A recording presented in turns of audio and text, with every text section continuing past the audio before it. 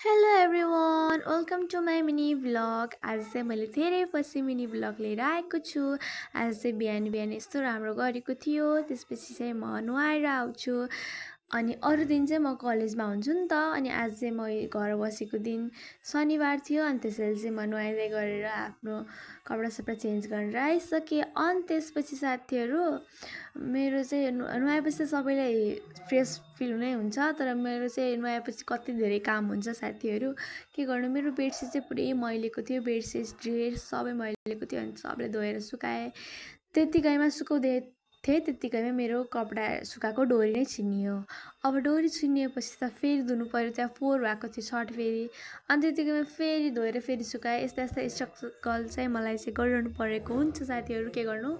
अनि त्यसपछि म तल गएर पानी खाएँ। मेरो गिलासमा चाहिँ आफ्नो फेस देखेको कि है। अनि त्यसपछि रुम पनि कस्तो मेस्सी भएको थियो, अनि त्यसलाई पनि मैले समेटेर च्याटो पारेर सफा पारेँ।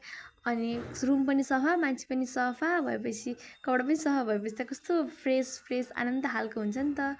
अनि त्यसपछि फेरि म चाहिँ कपाल सपाल कोरेर ठुलो मम्मी घर जानको लागि रेडी भएँ। ठुलो मम्मी घर चाहिँ गाउँमै हो कि, तर म चाहिँ काम थियो अनि काम थियो, अनि त्यही भएर म ठुलो मम्मी घर गएँ। तर उहाँ गएर चाहिँ मलाई क्यामेरा खोल्न नै लाज लाग्यो। म चाहिँ एकदमै साई पर्सन भइसक्यो कि साथीहरू, के गर्नु। फेरि अरूको अगाडि बोल्न पनि लाज लाग्छ। अनि त्यसपछि म घर आएँ। घर आएर पनि के गर्नु साथीहरू, मम्मीहरूले चाहिँ मलाई नबोलाइ खाना खान लाग्नुभएको थियो कि। अनि त्यही भएर त मोबाइल हेरिरहन्छस्, अनि त म तँलाई कतिखेर बोलाउने भन्नुभयो, त्यही पनि खानासाना खायौँ। अनि त्यसपछि अब अरू दिन नगरे पनि स्याटरडेको दिन चाहिँ मैले हामीले घरको काम चाहिँ गर्नु पऱ्यो, अनि त्यसैले सिकिने पनि हुन्छ नि त। अनि त्यही भएर पनि गीत गाउँदै पुरै भाँडाहरू धोएँ। अनि त्यसपछि फेरि पानी लिएर म कोठामा गएँ। मेरो सामाजिकको नोट लेख्न यति थियो कि साथीहरू, कुरै छाडौँ कि है। मैले चाहिँ डेली नोट नलेखेर अलिकति लेजी पनि पर्सन छु म, के भन्नु के झुट बोल्नु र। अनि त्यसैले अब त्यो नलेखेको हुनाले मलाई चाहिँ एकै दिन एकदम लेख्न परेको थियो। यसको चाहिँ आज नलेखेपछि चाहिँ भोलि चाहिँ चेक थियो, आई मिन मन्डे चेक थियो। अनि त्यसपछि अब जसरी पनि भ्याउनु नै थियो मलाई। हजुरले चाहिँ यस्तो गल्ती नगर्नु होला। अनि मैले चाहिँ मकै पनि खाइसकेँ र चटपटे पनि खाइसकेँ। मम्मीले चटपटे पनि बनाउनु भएको थियो।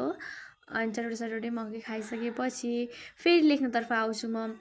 आज त मलाई साँच्ची भन्नुपर्दा साथीहरू, म 11 बजीदेखि 5 बजीसम्म लगातार लेखेको छु कि 25वटा पेज भ्याएँ मैले लेखेर। अनि त्यसपछि फेरि अघि चाहिँ मैले तेल नलगाएर सिरम नलगाएर कपाल कोरेको थिएँ नि त। अनि त्यसपछि अहिले चाहिँ राम्रोसँग समेटेर राम्रोसँग कोरेँ। अघि चाहिँ मैले गुटमुट मात्रै पारेको थिएँ, अनि त्यसपछि अलिकति नक्कली पनि चुकेँ म।